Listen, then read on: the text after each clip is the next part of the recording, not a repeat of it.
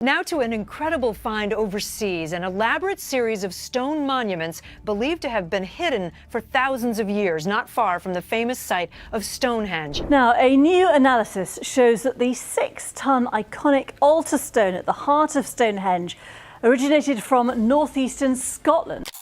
For 5,000 years, Stonehenge has refused to explain itself. Every civilization that came to study it walked away with a theory and a shrug. The Romans, the medieval chroniclers who decided it was too monstrous for human hands and blamed Merlin. 300 years of antiquarians, archaeologists, astronomers, each measuring it with the tools they had, each arguing with the generation before them. And then, in 2024, a single chip of rock, a stone everybody had walked past for a century, quietly detonated the entire textbook, the 6-tonne slab at the very heart of the monument, the altar stone. For decades, scientists assumed it came from Wales, like the other small stones around it. It didn't.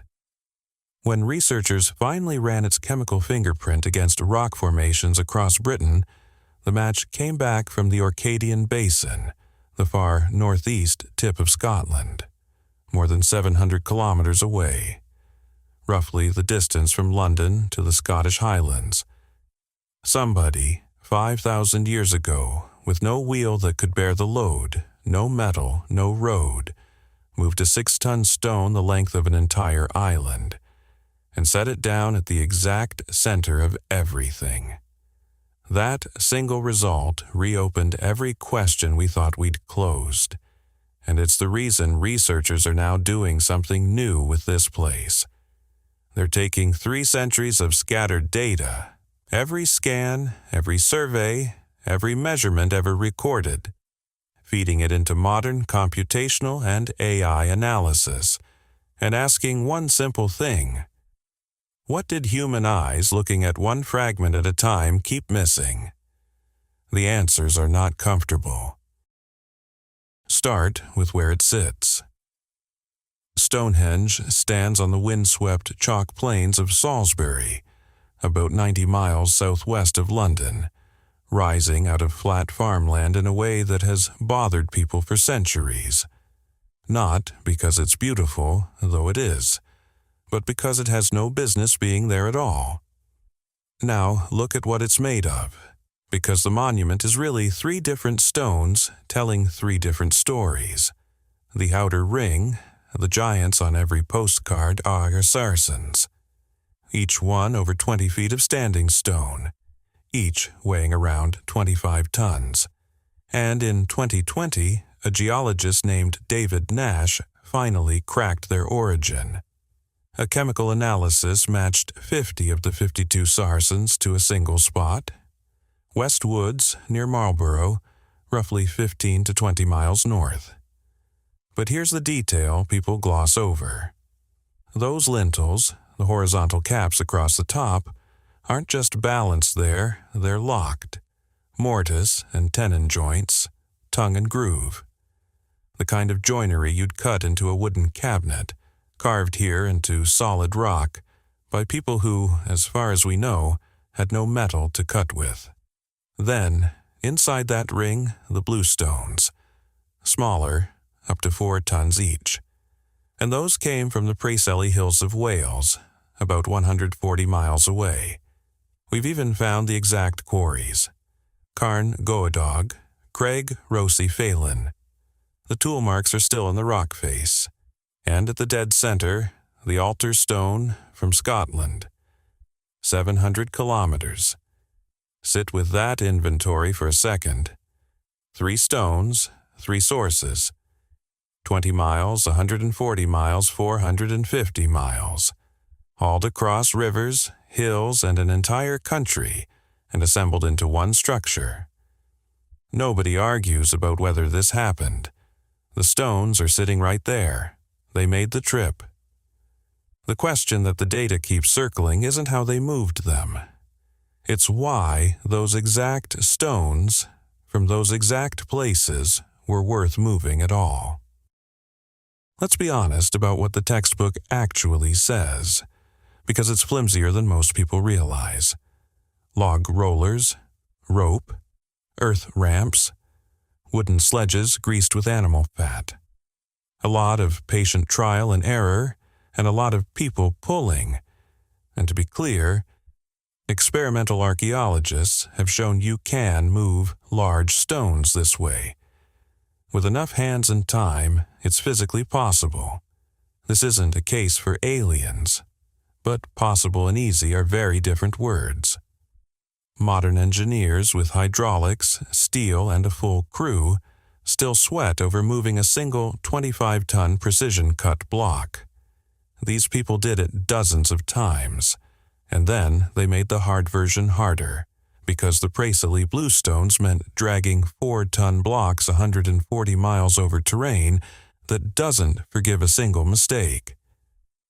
People have spent entire careers arguing about the route. Overland? Floated on rafts along the coast? We still don't have a settled answer. What we do have is the unavoidable conclusion underneath all of it. This required organization, logistics, planning across years. A society that could feed and house and coordinate hundreds of people for a project none of them would live to see finished. That's not a tribe of farmers stacking rocks on a whim. That's a civilization, and one we've consistently underestimated. Here's where it stops being only about engineering. The one alignment nobody disputes. Stand at the center on the morning of the summer solstice, and the sun rises directly over the heel stone, straight down the ceremonial avenue. Turn it around. On the winter solstice, the sun sets along the very same line. That alone tells you these builders watch the sky with care. The whole monument is bolted to the turning of the year. But the solstice is the simple part. Now, look at the holes. Just inside the outer earthwork sits a ring of 56 pits, the Aubrey holes, named after the 17th century antiquarian John Aubrey who first noticed them. For most of history, they were treated as background, set dressing. A few held cremated human remains, some sat empty. And for decades, a controversial idea has hung over them. Back in the 1960s, astronomers Gerald Hawkins and Fred Hoyle proposed that 56 wasn't random at all, that the ring could function as a kind of calculator, a device for tracking the moon and even predicting eclipses across the long, slow 18.6-year lunar cycle. Move markers around the circle, and you could anticipate when the sun, moon, and earth would line up. Now, I want to be straight with you, because this is exactly where these stories usually cheat. This theory is not settled science. Plenty of archaeologists think 56 is a coincidence, or a practical building number, and that we're reading our own mathematics back into the dirt. But here's why it refuses to die. The number keeps working. Computational models that test the eclipse prediction idea against the real lunar cycle don't fall apart. They hold up well enough that serious astronomers won't dismiss it. And the question underneath stays open and uncomfortable. If these people were tracking the 18.6-year lunar cycle, they were watching something that takes the better part of 2 decades to observe even once. That's not one person looking up. That's a chain of observers, handing the work down across a generation before a single pit was ever cut. The data can't prove they did it, but it can prove the structure is capable of it. And capability in a thing this deliberate is hard to wave away. Then there's the part almost nobody knows about. Stonehenge isn't just something you look at, it's something you'd have heard. In the 2010s, acoustic engineers at the University of Salford built a precise scale model of the complete monument, every stone upright, every lintel in place, the way it stood when it was whole, and they measured how it handled sound. The result genuinely surprised them. The ring of stones acts like a partial enclosure that reflects and amplifies sound back toward anyone standing inside, while keeping it from carrying out across the plain.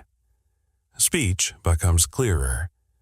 Drums and voices swell and sustain.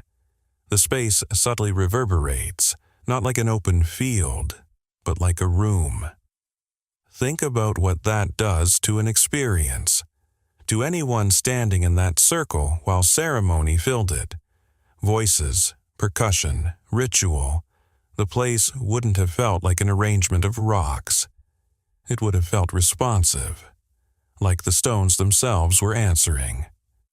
Now you'll find bolder claims out there that Stonehenge was tuned to specific frequencies that alter human consciousness, that the blue stones were chosen because they ring like bells when struck. And here's the honest version. Some of those blue stones do produce a clear metallic tone when struck. That part is real and well documented in the Preseli region, where ringing rocks are a known phenomenon. Whether the builders selected stones for that property is informed speculation, not proven fact. But the core finding stands. This was a space engineered, or at least intuited, to do something to the human body through sound. And that reframes every gathering that ever happened inside it. This wasn't a quiet monument to stare at. It was built to be experienced, to move people. Everything so far, the stones, the sky, the sound, turns out to be the surface. Because when researchers stop staring at the circle and pull back to the whole landscape, the entire frame flips. Stonehenge does not stand alone. It sits at the center of one of the densest concentrations of prehistoric monuments in Europe.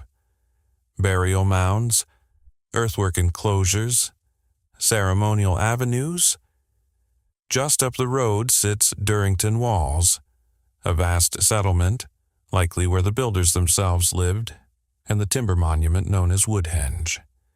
And then, in 2020, came the discovery that genuinely stunned the field.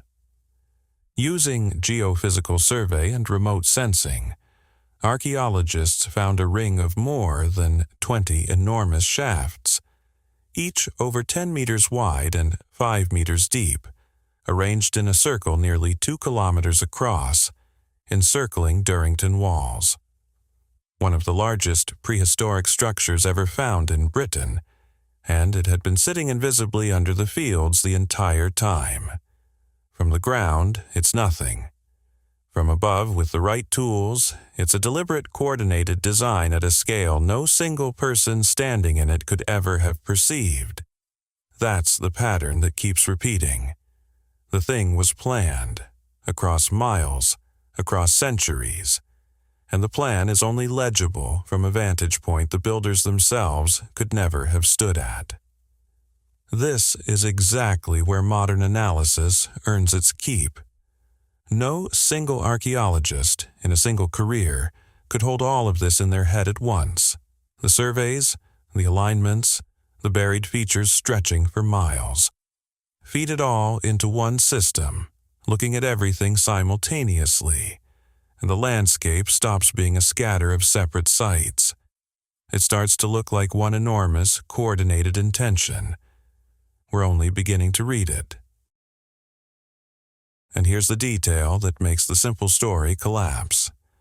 This was never one heroic push. Stonehenge went up in phases, across roughly 1,000 years. First, around 3000 BCE, a circular ditch and bank, and that ring of 56 Aubrey holes. Centuries later, the towering Sarsen circle and trilithons. The blue stones moved, rearranged, and moved again, into patterns we still can't fully explain. Think about what that requires. The people who dug the first ditch were dust before the great Sarsens ever stood, Whoever first conceived this never saw it finished. Not even close. A single mind could imagine a design this big, but this design outlived that mind by centuries. It was carried forward by people born into a plan already half-built, people who added their one piece and died long before the next generation laid down theirs. Faithful, across 25 generations, to an intention not one of them had personally formed. And they did it with no writing.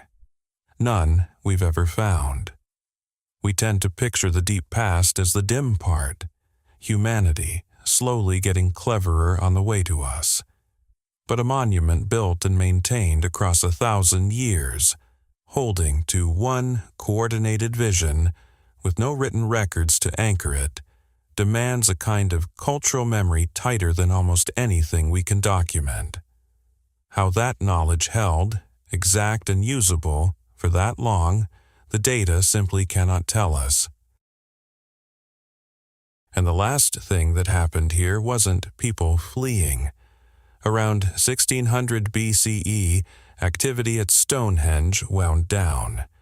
But the archaeology of that ending doesn't look like panic or collapse or abandonment. It looks orderly, a thing set down with care. When you lay all of it side by side, the solstice line, the lunar ring, the engineered acoustics, the 2-kilometer landscape geometry, the 1,000-year build, one thread runs through everything. Cycles, days, years, the 18.6-year swing of the moon, patterns that repeat across spans far longer than a single human life.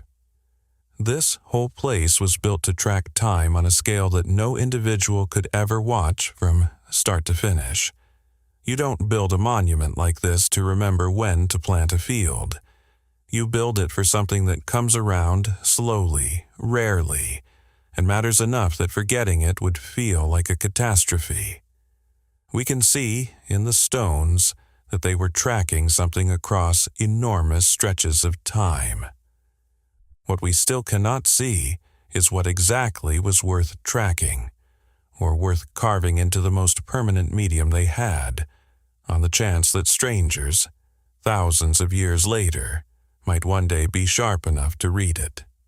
We are those strangers, and the tools we're finally pointing at this place, the chemistry that traced a stone to Scotland, the LiDAR that found a ring of shafts hidden for 5 millennia, the modeling that revealed a circle built to shape sound, are doing something no human eye ever could. They're reading the language back. But here's the part that should stay with you. Every answer we pull out of the ground opens 2 more questions. We now know where the stones came from. We don't know why those stones. We can see the place was built to track the heavens. We can't say what it was waiting for. We can prove a 1,000-year vision held firm. We have no idea how. Stonehenge isn't a puzzle we just solved. It's a message we've only just figured out how to open, and we're standing here 5,000 years late, finally able to ask the question, right, we just can't answer it yet. If this rewired how you see the deep past, there are dozens of sites where the same tools are starting to find the same impossible patterns. Tell me in the comments which ancient place we should run through the machine next.